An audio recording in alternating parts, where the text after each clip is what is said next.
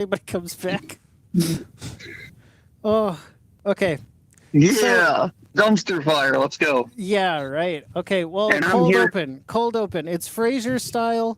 The gang's all here. They've all joined via the phone. So anybody that, happened to have, tuned in and heard that absolute dumpster fire. What I did was I forgot to close YouTube, and I was actually gonna share this stream with everyone on Discord. And so I had it open to share the link, and it was playing back through my PC while I was trying to talk to you guys. And everybody else heard it too. It's just You want to know what's really funny? What's that, Dan? There's now a permanent 3-minute record of that live stream on my stream and on my channel, and I think I'm just going to leave it there. You can. Damn it! Quick! I'm going to go over and save. Please tell me at least you caught the punchline, the greatest punchline known to human history. Oh, what's that? Wrecked him, damn near killed him. Yeah. Well, Thayan, your viewers are gonna get a lovely 3 minutes of my face going to basically a nice magenta opaque red.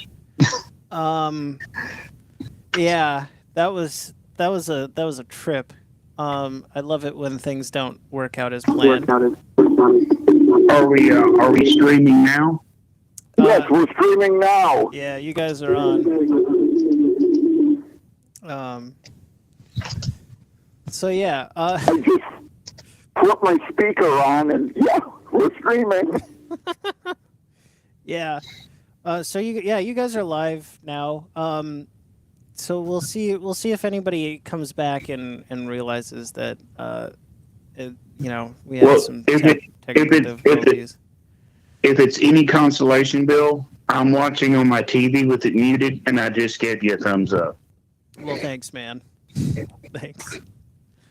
It didn't show up on my screen. Okay, I gave you a thumbs up too. Thanks. It's interesting. Seeing it from my YouTube side of things, like seeing it on my channel, it doesn't look like it's deposited on my channel until it's done.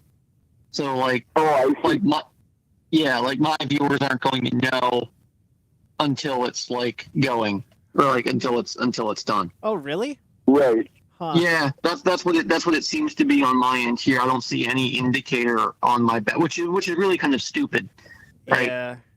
But no solution's perfect, I guess. Yeah, I'm gonna have to look into this a bit more and see what's going on, software side, hardware side. I don't know. Shit happens. Half the time, I'm just happy it works. Period. It's an ungodly amount of complexity trying to get all this stuff to work. So, Bill, just to let you know, my persona for the evening will be Heckle Ghost, the ghost that heckles you in your basement. Heckle Ghost. Well, that sounds pretty on character for you there, Todd. Speaking of characters, I should probably, introduce everybody in case they don't know you already. We'll start with Uncle Brat. If you'd like to say hello and maybe something interesting about yourself, or maybe just a little bit I'd about rather yourself. not say anything interesting about myself. That could be grounds for litigation. Oh my. Well,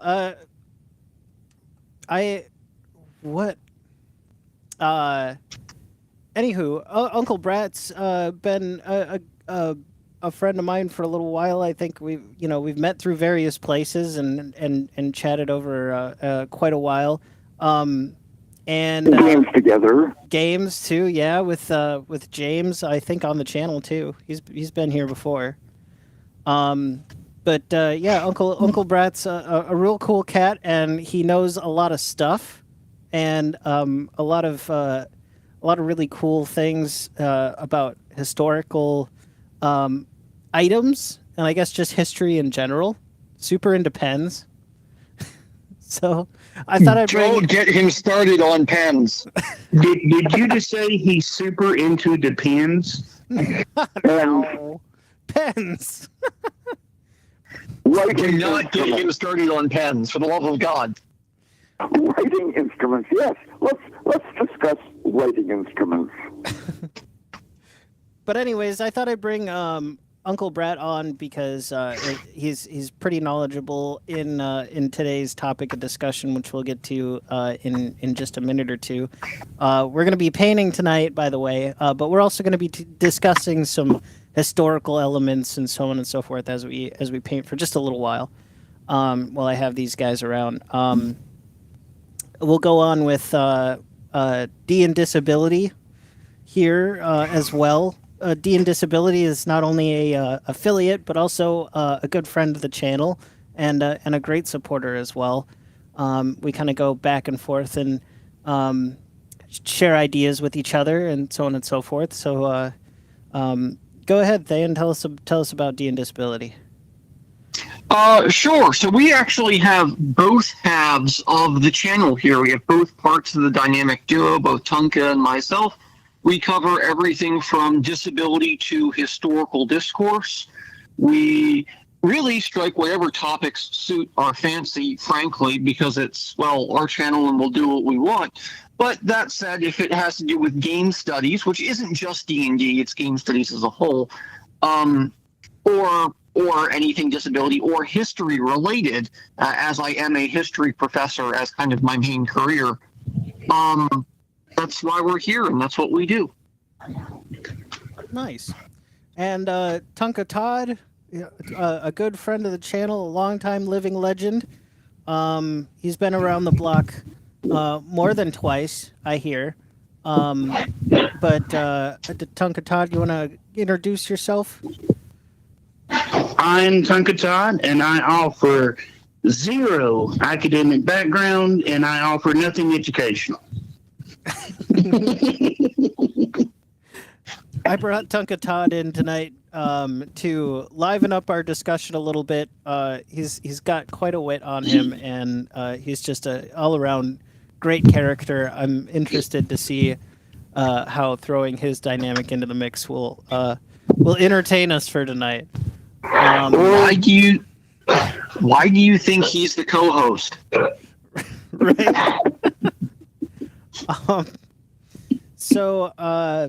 Yeah. Anyways, tonight's topic of discussion is going to be about the, I guess, historical medieval setting and clothing, armor, the colors that embody that kind of era, as well as if we have time and we can talk a bit about it, we could also talk about fantasy and the elements that are maybe historical and elements that are not, and how that also ties into our discussion with clothing and armor and weapons and such. But I thought it'd be a really cool opportunity to bring D&Disability and Uncle Brat and Tunka Todd in to kind of give us some more context about that, because they're quite knowledgeable people in this line of things. And although you could paint a dragon any color, you can also paint a line troop any color too. It also, to me, seems like it would be kind of entertaining to maybe break outside my mold a little bit and find something that might be a little bit closer to reality as I work on these guys. So, with that, does anybody have any opening statements on the matter? I do. I came prepared. I brought sources. I'm an academic. This is what we do. You may have checked your DMs earlier today and went, what in Satan's glorious chest hair is this man sending me? And if you can bring it up, if you want to bring it up on screen, go ahead. But I sent you an image, and otherwise everybody else can look it up. It's David's battle against the Philistine, David leaving Kelia, or David at Engedi. It's Saul arriving at and Saul hiding in the cave and that stuff, right? Those of you who did Bible school will recognize it. This is from the Makachowski Bible circa 1250. And when you were, yes, very good, very good. And when you were talking about Dungeon Minister's game and the ambush style that he was doing and stuff, when I think of Dungeon Minister's game, my brain really goes to about the 13th century, or maybe 12th century, but really probably 13th century is where I think Dungeon Minister's game lives and breathes. And so I thought, okay, well, what's a good medieval ambush? What's one that lives in memory? And sad to say, it's not the Battle of Michaelmesh, which is my favorite ambush, right? This is where Jonathan and his shield bearer or armor bearer go and effectively ambush the Philistines, right? But the medieval world, they really, really loved David and stuff hiding in this cave. But as you'll notice, they're not being shown in like hidey kind of clothing, are they? Right? There's no like forest greens or blending in browns or camouflage anything. It's just like, nah, boy, we hanging out. And there's nothing more medieval than that in my mind. So I figured I'd start off with that. Well, I would like to start off by saying you really have to ask the miniatures, are you a fall or a summer? Because that would really impact the colors that they can wear.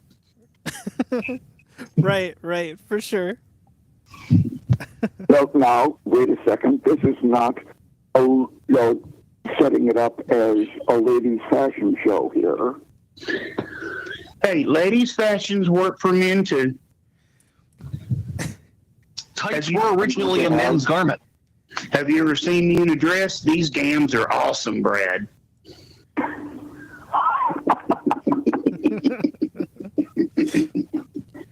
Well, it seems to me like, it definitely, they're standing out. A lot of this stuff is very standout, very high contrast, which I can appreciate. And when I kind of approached this think tank, if you will, about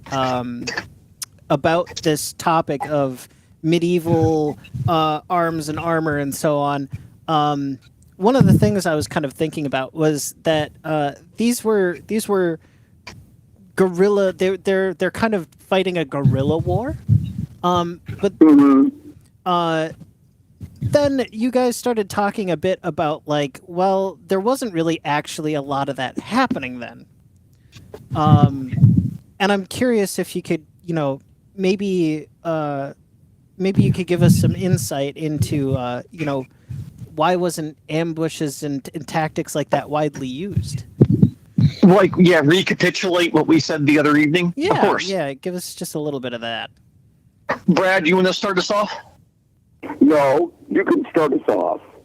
Oh, God, but I'm a long-winded get. Okay, fine. All right. We'll put commentary in between. So, if we look, okay, going back to, say, biblical depictions in the medieval era, they understood ambushes were a thing, right? They understood that the element of surprise mattered. They understood sorties, right? Going out from a castle or a besieged encampment and actually taking the fight to your enemy on the small scale. They understood skirmish fighting, particularly if you look at, say, Scottish border raids or something like that. God, here's where you really do hear me get animated. Well, we could always go back to the ghetto for that type of work. Yet, at the end of the day, the medieval world cares most about upfront, stand-up initiatives. And, like, in a medieval sense, what I would see Dungeon Minister's soldiers doing and that Baron doing is kind of not really what his characters are currently doing. He would have either holed up in a castle somewhere and probably been starved out by this point, which is why his characters didn't do that, number one. And then, or number two, he would have retreated and then gotten foreign aid from people that would support him, and then come in with a big army to, reclaim his kingship, or in this instance, ducal seat, etc. Right? We don't really see guerrilla tactics, primarily because we're talking about seasonal warfare here.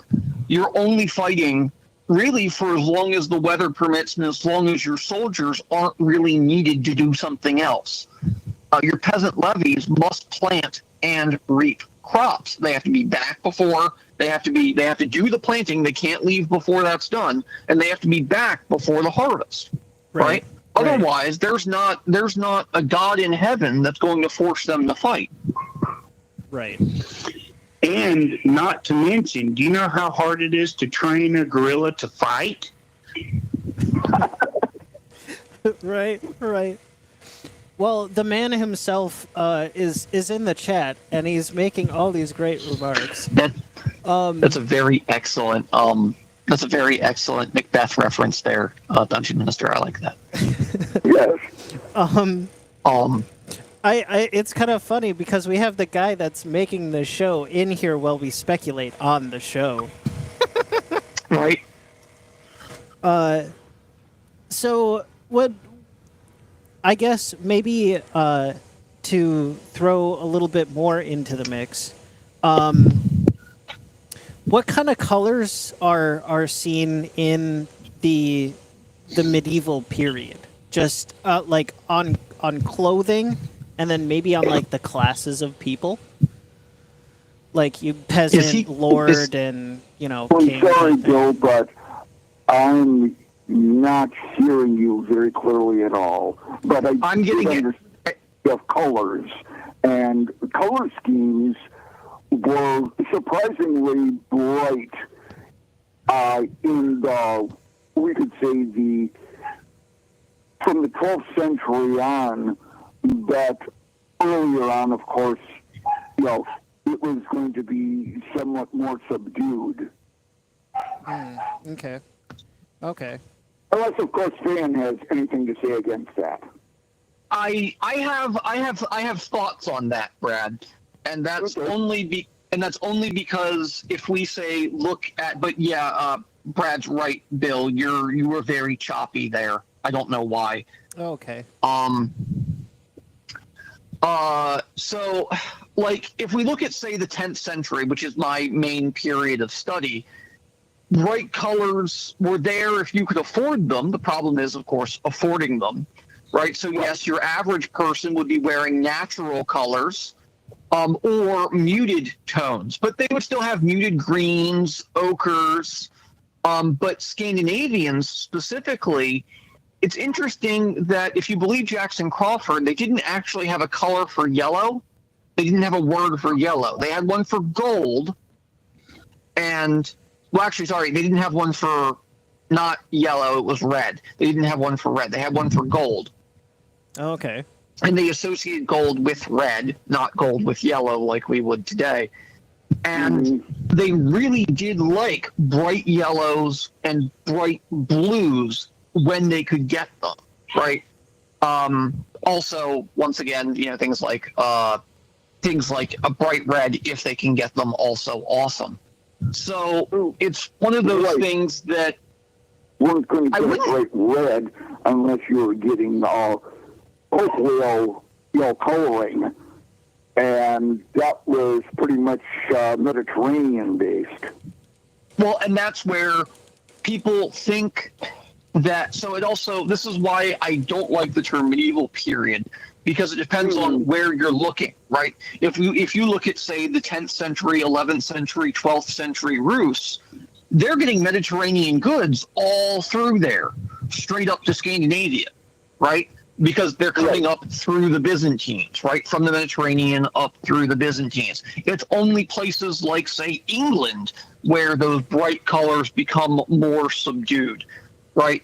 Or only there for really the truly wealthy. right? And because we still see them as far as wealthy manuscripts go. One thing you won't typically see in this period that I do agree with you on is bright white, or any kind of neon color. That's something that you don't really get, because even like a nice bright red or a nice bright blue, it's kind of rough. I mean, you could get like the blue from Lapis is excellent, but that's a nice deep rich blue. It's not like a bright like neon. Sure. Okay, so the brighter the color, essentially the more extravagant or the more expensive that it would be to procure, right? That was a little clearer, but I still only caught like half of it. The brighter the color, the I'm sorry. The brighter the color, the the more expensive it would be. Oh, yeah. Absolutely. Okay. Absolutely. And it wouldn't be uncommon for fabric to lose its brightness relatively quickly, depending on what fixing agent you used. I mean, urine was very common because of ammonia, but other fixers existed.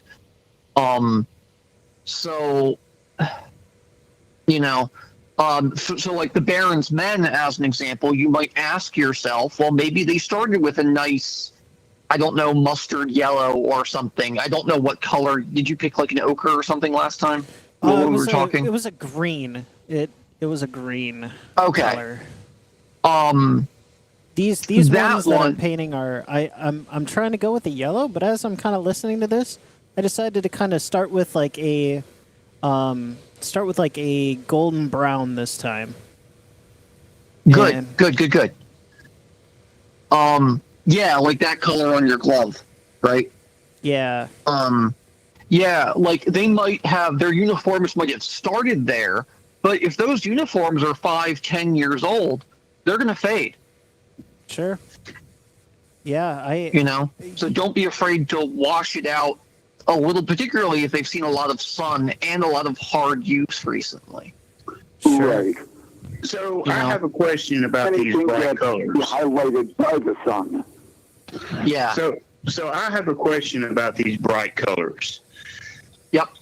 So was the bright colors used as a type of psychological warfare? I mean, because I think even in the First World War, when you had the German flying ace, the quote Red Baron, right? His plane was painted red, so he would stand out amongst everybody else to try to strike fear in people. If he was there, they maybe wouldn't want to fight. Am I allowed to swear on your stream, Bill? I don't think we're. Be quiet. I don't think we're that far in yet that we can do that without them actually checking. Okay, then I'm gonna word this in a PG way, so Dungeon Minister doesn't have to stop up his kid's ears. This is a proverbial measuring contest of wealth, which came down to the brighter the fabric, the more richly. By the way, this is something that really gets me. All of their fabric, if these guys are really top tier guys, it should be embroidered. Everything should be fancy. It all should be done to the nines. We think of that as really gaudy today, but medieval people packed in as much detail as you could possibly get. Garish level of detail, nauseating level, little old lady stuffed tchotchke filled house level of detail, packed into the size of a postage stamp, right? They really did the best they could with that. But getting back to the point, it's a way of showing off wealth, number one. It's a way of showing off status. But you're right, Todd, in a sense, particularly if we look at, I'm going to use a later example with the Lens Connect here, right? The Lens Connect were able to dress up with the big party-colored clothes, the slash sleeves, the hose, the floppy hat, the feathers, because they were in a very specific role, made a lot of money, and knew they were going to die soon. So they may as well at least look awesome before they did. And to them, that's what it was, looking awesome. It's just a different standard of beauty. They wanted clashing colors. They wanted bright colors. That's one of the reasons why you see even later period lace ruffs, and why, like, you might look at a picture of Liz the First as an example to chuck the ball really far forward in history and see her with a 3-foot wide lace ruff around her neck and go, oh my God. You know, that's why. It's all about wealth. It's all about showing off. Sure. So, like that said, the shapes on his men's swords probably should be nice. The Baron, this is one of my favorite things about the 10th century Scandinavians, they used shapes, which are the fittings on the ends of sword scabbards, as badges of office, the same way you would like a sheriff's badge or a royal seal. And that's because the lord's, the king's shape was like a signet ring. There was none other like it. Okay. And so I could see the Baron's men also, you know, having that kind of bent to them as well, even though they're doing this guerrilla warfare. Quote Sure. unquote. Yeah. Well, I mean, Did they were recently just in power. did you say chafes or chaps? Bill, I'll be right back. CHAPES. My phone is dying. I will call you on another cell phone. Okay. Sounds good, Uncle Brett. CHAPES, shapes. Because I just had at first I thought you said chaps, and I was having this mental picture of like the village people up on the hill. Nice. You're gonna die at the YMCA. But of course, all that gets thrown out the moment you enter a fantasy setting, right? But does it though? Well, I mean, in a sense, you could magically replicate the shapes. You could magically create bright clothing. You could really create any color you wanted. It also depends on what level of magic. In Dungeon Minister's game, it seems quite rare, right? Same within my home game, right? So. Right. And you know, I think fantasy and the way that it draws from history, I think it ultimately one influences the other. The historical side of things influence the choices and creative disposition of a lot of the, you know, your usual Dungeons and Dragons settings. One influences it quite heavily, and if you take from history, it seems to just fit really easy into those settings because it seems logical, it seems normal. Like, it doesn't seem too far-fetched to have certain things from historical periods be in, you know, fantasy. You know, your peasants don't have to all be wearing burlap sacks, but maybe having them wear more drab colors or less flashy colors makes sense because that's historically what was correct.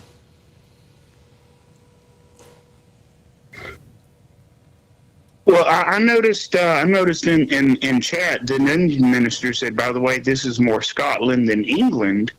And in that case, I would wonder, would some of the Baron's men then possibly paint half their face blue? Like Braveheart? Yeah, because the reason why the Highlanders of Scotland would do that, they would paint, you know, blue on their horses, and they would paint blue on their face. And the reason why they would do that is when they were coming down from a higher elevation to attack an enemy in the valley, from the valley's point of view, looking up, half that man's face is camouflaged by the blue sky. So it looks like, you know, undead coming down the hill. Even half the horse is gone, but it's still coming at me. And it was meant as a psychological warfare. So I wonder if the Dungeon Minister would be down for some half blue faced dudes. That's a good question. Yeah, I'm not. That's going to be tough to paint at this scale, but it's possible for sure. It's definitely possible. I'm currently searching for some silver, which maybe we could get some info on what types of materials armor was made out of, or like, I guess, what kinds of armor were available and what they were made out of. During We really need Dungeon Minister on the stream with us, not just in chat to chime in. Well, I guess in a historical sense, not well, in his setting, anything's possible. But I guess just in a historical sense, like what kinds of armor and materials By were they the way, made out Bill, of? Yeah. I hate to be the heckle ghost in the basement. Not really, but the three minis you have, the one in the back is clearly a summer, and he is not happy with that yellow. Right. All right. Well, we should have. Hello, Bill. Hey, how's it going, Uncle Brett? Terrific. Glad to hear it. Can you hear me distinctly? Yeah, we can hear you just fine. So I think we were just about to get into talking about armor of, I guess. I'm now sharply reminding myself in my brain we need to that the medieval period isn't really a period. It's there's different sections of it, as Thayan was saying earlier. I guess I guess in the 10th century, what kinds of armor were available and what kinds of materials were they made out of is kind of the question for discussion. Well, I wouldn't want to step over what Dan would be talking about, but probably for the most, the general hoi polloi would probably be gabardine. Or gambeson. Gabardine outer and gambeson, as, the armor itself. Gotcha. What kind of what kind of metal is it made out of? It's not metal at all. Oh. It's a soft. It's stuffed fabric. Oh. It's not armor at all. That's interesting. But remember, we're talking about the type of thing that, the peasantry would be using.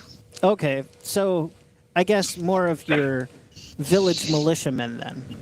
Right. Okay. Now, remind me, I'd be happy to do a video on Gambeson. I own one. Oh, okay. Number two, I want to make a point about Dungeon Minister here, with his comment on Scotland. That's not going to affect a tinker's. Okay, fine, I can't swear. About fashion, they would not be wearing kilts at this point, obviously. Right. Right. And what do you call it there? Bill, I just sent you in your Discord the last two. So the first image I have there is actually of David the First and his successor Malcolm the Fourth. That's a contemporary medieval image. And then the other two I sent are modern mock-ups of 13th century outfits, which is what I would probably put Dungeon Minister's game into, right? I would put Dungeon Minister's game probably in the 13th century because he does have complex war wagons necessarily.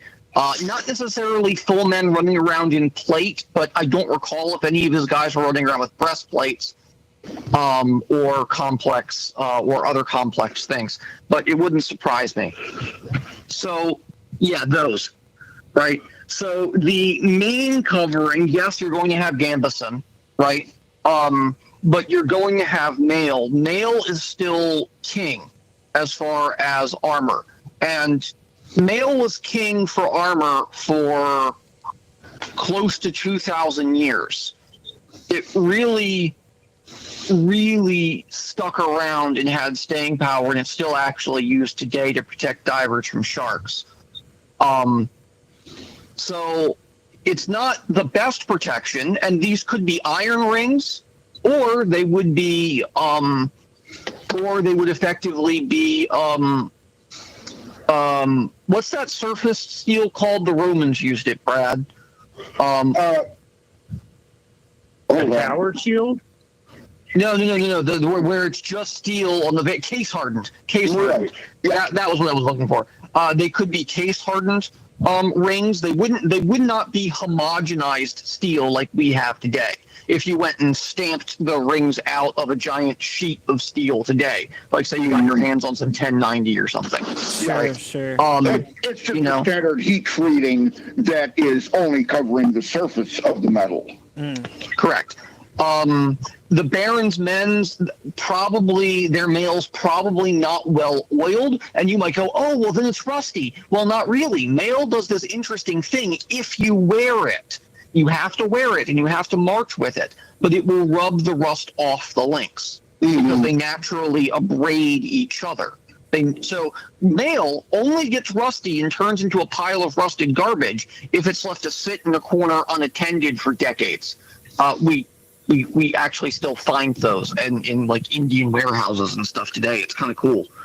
But even notice there on those guys being, I guess, a pejorative term because many of those in the image are women, but you can still see relatively bright colors, but not like, say, the neons of today, right?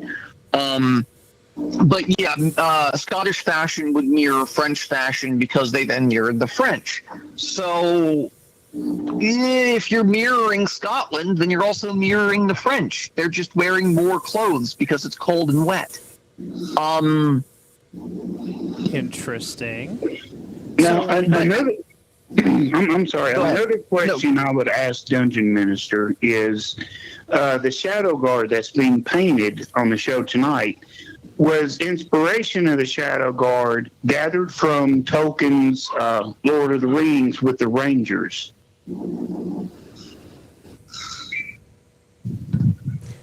That's a good question.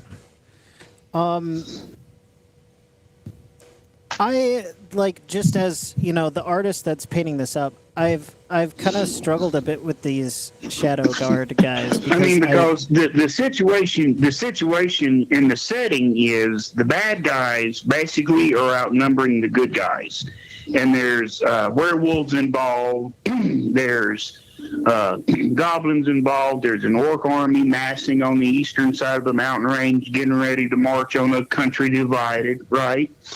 Or are they in cahoots with the bad guy? You don't know yet. You don't know. Stay tuned. But so the good guys have to go with this guerrilla style warfare, right? So I'm wondering then, would they still wear bright colors if that was the strategy to go in to defeat a larger force? Yes. Is it so like camouflage? When does camouflage come into warfare? So. Well, as Dungeon Minister talked about Macbeth before. Yeah. Well, so Rome, right, they had effectively rangers, the kind of people that Dungeon Minister's talking about, right? And this was something I was talking to you with, talking about you about with. Anyway, we were when we were talking before. That's what I'm trying to say. Forgive me, I've had a long day. The Legionnaires at this point, they would send out men, and they would be wearing cloaks, right? The same way, say, Aragorn would or your typical ranger would. And so there's no reason the outer cloaks of these men wouldn't be olive green or drab or forest green or whatever. That would be fine, but you also aren't going to wear the cloak once the fight starts, typically. You're going to shed it if you can. Speaking as somebody who has fought in these kind of materials before, you don't want to be tripping on one. It's not fun. You don't want to be tangled up in one. It's not fun. Well, one would think tripping during battle would be a bad idea anyway. Correct. And yeah, you're right. You're right, Dungeon Minister. Right now, they're simply biding their time. I don't disagree. Right. But one of the reasons why you wear these colors, why you wear these heraldry, is so you can tell who's the Count's men and who's the Baron's men. You've got to keep them apart, because otherwise you're killing your own troops. And that actually happened far more than you would think.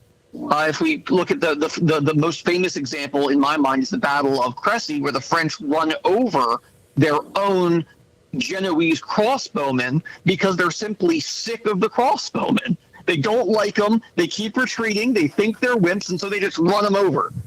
That was intentional. That's called frog on frog violence. Yes. No, frog on Italian violence. They should have escargot away. Exact, and that gives a good incentive there, Dungeon Minister. I played a D&D character once that had a very similar concept, right? He had purple sewn inside his cloak, so whoever saw that would end up dying, right? And it's the same thing with the Baron's men. Let your enemies see the bright colors, right? Have them show themselves, and yeah, if somebody escapes, well, that's just an even better story. Right. Mm-hmm. But there is definitely a medieval sense of honor and glory in marching right up to somebody's face. Yet they were still pragmatic. If they could use a sally port as an example and take a castle by subterfuge, they absolutely did. But that was typically done through spying. But spies, they wouldn't be wearing black like in a D&D movie. They'd be in normal everyday clothing. It's like ninjas, right? They wouldn't typically be in black or midnight blue. They'd be wearing normal everyday clothing. I would be decked out in black with a ninja mask. And it wouldn't matter for most sappers because they would just wear whatever was available. Right. Well, yeah, but if you're a sapper being in the fight, you've got bigger problems. Well, no, a sapper would be undermining, obviously, but it's like, when they would make their entryway into a castle, it's like big deal. The first thing they're going for is to open some sally ports, and but for the most part, you just wipe everybody out. Yep. Yeah. So let's talk now. Go ahead. Well, I've got you guys. We've talked a lot about like some various historical aspects of this. We've talked about color. We've talked about status. We've talked about just a little bit on some of the material side of things. How about the fantasy side of things? Because these lines start to blur a lot. And sure, anything is possible in fantasy, but I suppose thinking of like classic fantasy stuff, The Lord of the Rings, for example. Well, then we're talking about silks, things of that nature, things that would be absolutely impractical for real medieval combat. I would think the biggest fantasy thing that I've seen on those figures are their shields. How large they are? So if we look at, say, a Norman shield, right, it tapers pretty aggressively to the bottom to help deal with weight. Those don't. Those would give a scutum like a run for their money almost. Mm-hmm. So yeah, they're quite large. Now once again so to me that's kind of where the fantasy comes out, because those guys must have really beefy arms. Also, are they all left-handed? Their shield's on their right arm, isn't it? Yeah, I think a lot of them are lefties. That's Well, fascinating. some of them are That's fascinating. Well, some of them are left-handed. This guy's left. Well, wait, hold on. Yeah, if they're facing towards you, then no, their shield's in their left. Well, they should be left-handed. That's just as God intended. Aren't you a okay. lefty, Todd? Oh, I'm a southpaw, baby. There you go. Yeah, I'm left-handed as well. It's fun. Makes fencing a treat. Oh, But God. And my brother is left-handed. to be fair, I also fence right-handed. But anyway. Well, yeah. But I am too. A fantasy. So, what could you take away fantasy-wise here, right? Well, Yeah. the growing of crops and preserving of them. So, say they have large enough food stores to fight a protracted battle. The fact that they have fantasy individuals that they can pull from. In other words, like other fantasy friends that they can get help from. That helps, and that would encourage asymmetric warfare. If you know you can get help from Ents or werebears or elves or whoever, and they are just a few weeks away, you're probably far more likely to stay and fight and just try and run around, right? The classic idea of Robin Hood, but that's where the fantasy, I think, really comes out, unless you're talking about in terms of material, and then you have things like ironwood or stuff like that. Ironwood's one of my favorite fantasy substances, really. But that's also what leads to a real substance as well. Well, yes, but it's not like in fantasy books. It's like as hard as steel. Oh, right. Yeah. It's not as don't get me wrong. Ironwood's great in real life. It's great. You can build a war club out of that and be devastating. But that said,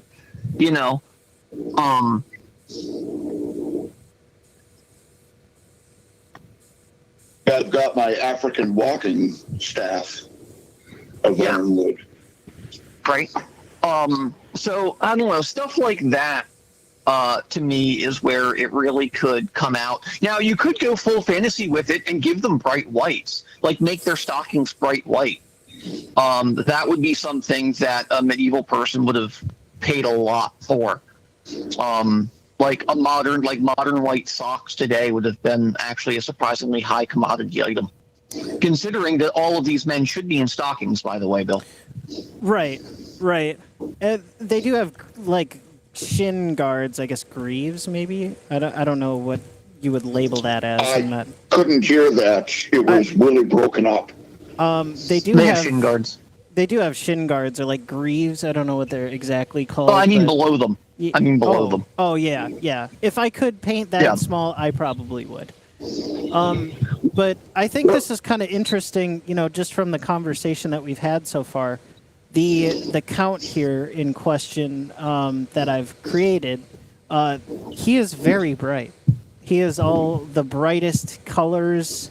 He is wearing some black, some gray, which I might follow some of for his troops, but these guys are now quite a bit more muted if you were to just look at the two different colors. Consider keeping the count in like a rich black. Like the richer you can get, the better. And then give his men more like a charcoal. Right, like it's still you look at it by itself and call it black, but in situ it looks gray. If that makes sense. Yeah. Okay. Like in comparison, it looks gray. That would be a great way to make him stand out as well. Sure. So a lighter color on the troops then. Yeah. And make him much more lush, I guess.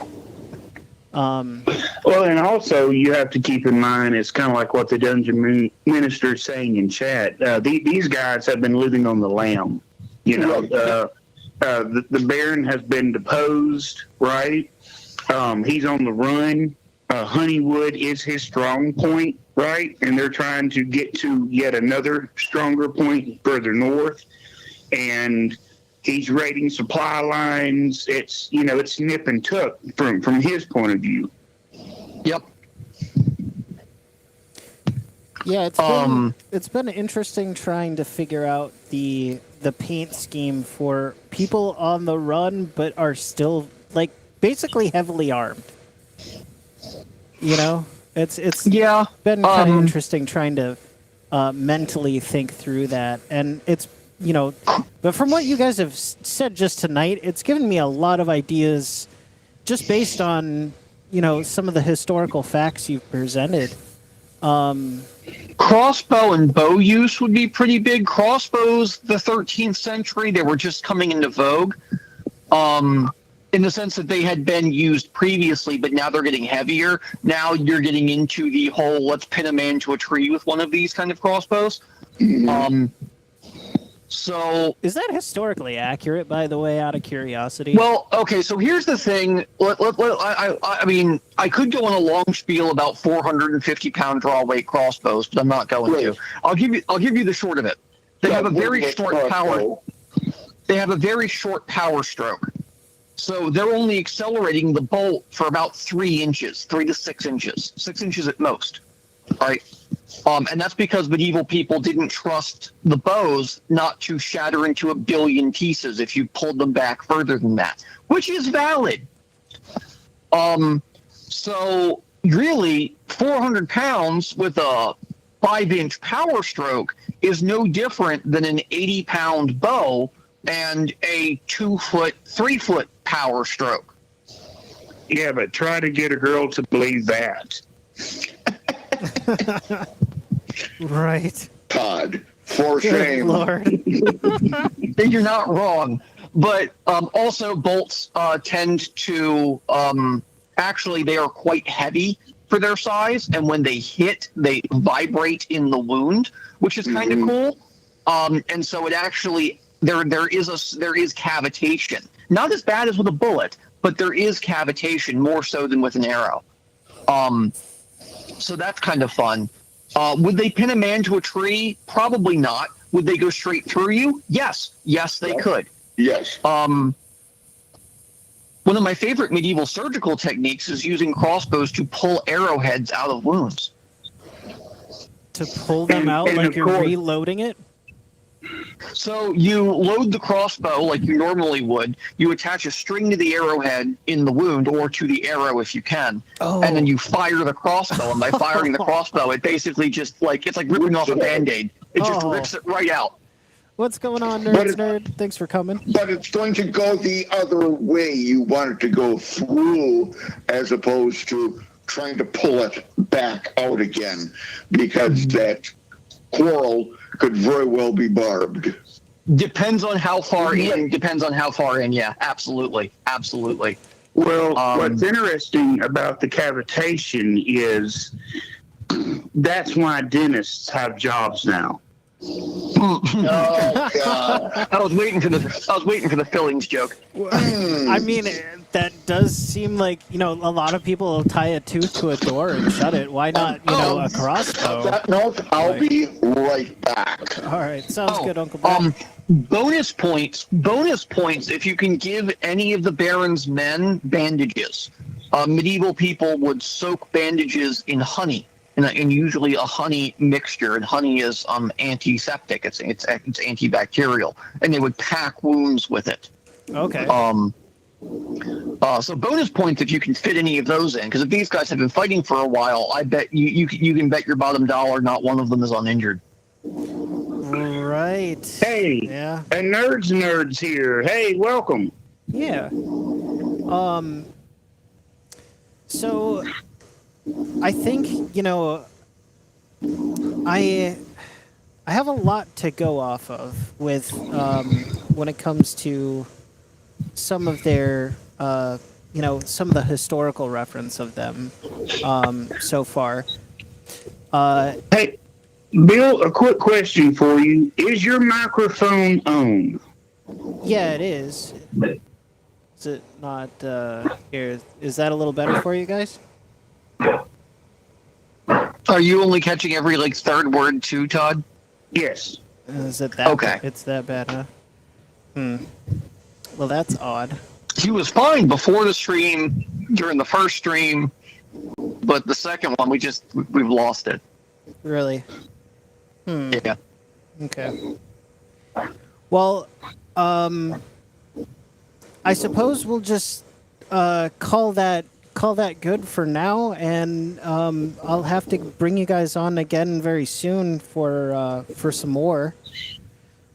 Sure. If you ever need us back, I'm more than happy to come and talk your ear off. There's plenty more I could say. Anybody And else have any parting I have a thoughts? If you bucket can of catch horrible my jokes words. I could tell. Anybody else have any other parting thoughts before I let you go? Actually, I do. To the dungeon minister, Mr. Aaron, I tell you this, sir.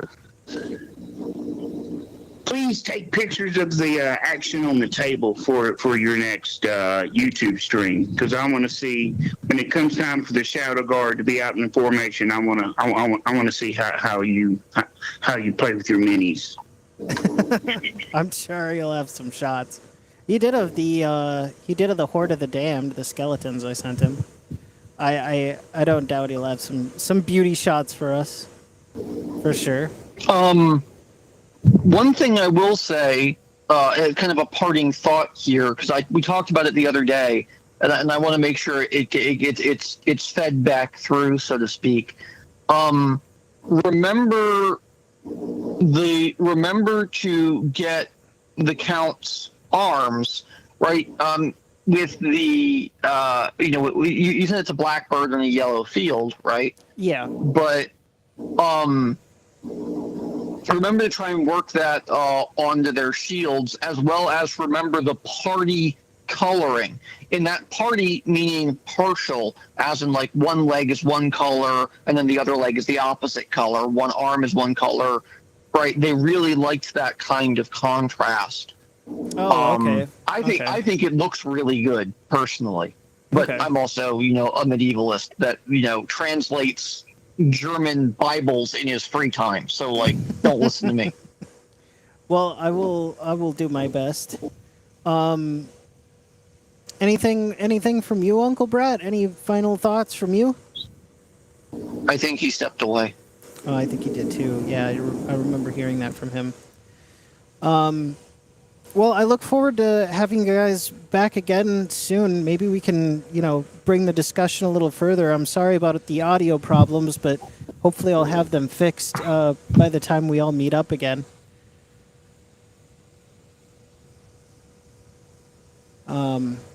Yeah, hopefully I'll have the audio problems fixed by the time we meet up again.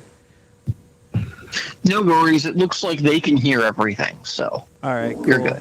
It's only we that can't. Right, which So, is kind you're of good. tough too when you're, doing That's all right. interviews. But yeah, thanks for joining me, guys. I really appreciate it. Thanks for helping me out with this. Yeah, no problem. Hey, and to everyone watching this live or watching this later, subscribe and like the channel. Also, check out pmllive.com. It's a great store site. If you don't shop there, then you're a loser. Check out D&Disability on YouTube. If you like education, listen. If you don't like education, listen anyway, because I'm there, and it'll be okay. I'll hold your hand. Check out the Dungeon Minister's YouTube page, and be sure to subscribe and like everybody. All Yeah, right. it costs you nothing. All right, guys. Well, you have a great rest of your evening, and we'll talk to you again real soon. Take it easy, man. All right. Bye-bye. Well, I just Oh, boy. Well, so thank you very much to Thayan D&Disability on YouTube, Uncle Brat, and Tunka Todd for joining me this evening. with the paint up for tonight and giving me some really solid ideas on where to go with the Shadow Guard, kind of going forward. It's like they are just such a wealth of knowledge over on their channel when it comes to anything both historical or game related kind of stuff. They're just again, wealth of knowledge over there. If you haven't seen their content, it's really entertaining. It's in a nice package, and it's all very factual stuff. They go through the trouble of citing what they're talking about, and they choose topics that are generally interesting and fun to listen to. Some of their longer format stuff I like to listen to while I drive or, I'm doing the dishes. And it's just kind of intriguing to me as, someone who doesn't study those types of things on a full-time basis. But these guys do. They kind of live, eat, and breathe the scholastic side of gaming. And it's very impressive.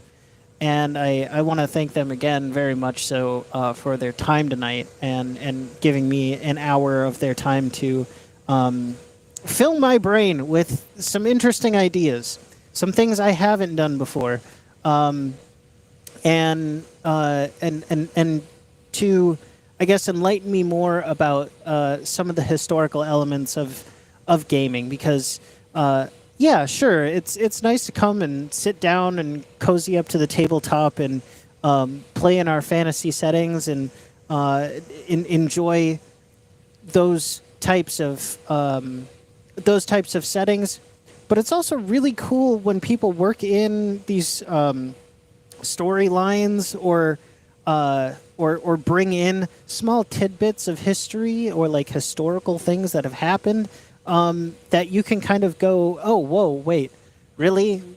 This person kidnapped a princess in, 1100, and this is kind of where our homebrew story is taking place. Like, there's tie-ins that are more than welcome at the gaming table, as well as at the painting desk here too. I didn't even, think that. I should try and maybe mute down the color scheme a little bit. When I first started this, I was like, it's just going to be yellow and black, I guess. But after talking with our guests tonight, I've got a lot of ideas going. Small splashes of color I can add to this in various places. Little details that I could maybe pick out. That wouldn't be too time-consuming, but might add a little bit to some historical flair. Maybe some red or some gold, just little bits. Some accents that might prove to be very eye-catching with our work with this batch of minis. It's always it can be a struggle to find interesting and unique paint schemes. And sometimes the best thing you can do is go and phone a friend and go ask another painter or go ask another gamer or just anybody. What do you think would look cool on this? Or what are some colors that come to mind when you take a look at this? So again, I can't thank them enough for coming and sharing some knowledge with me tonight.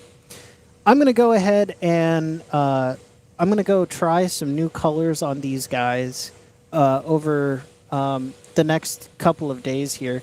I was gone for basically the last week as we had some more people come into the studio here with some plumbing problems that we've kind of had this ongoing thing of the past couple of weeks. But I'm... Again, it's this stop-start mechanic of, okay, everything's fixed.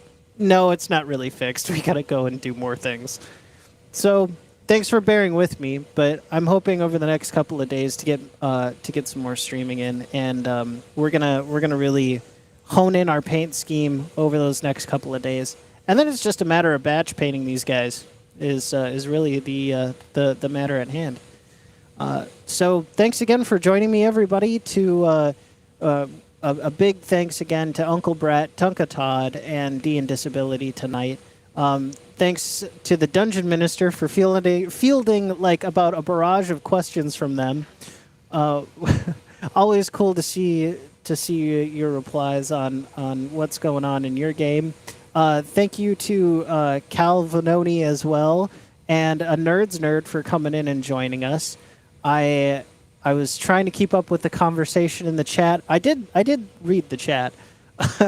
However, I didn't want to step on anybody's toes with this wealth of knowledge that we had in the chat tonight. So, but yeah, thank you again for joining me tonight. I will see you again very soon. For Paint Minis Live, I'm Bill T. Everybody have a great night, all right? Okay. Bye, everyone.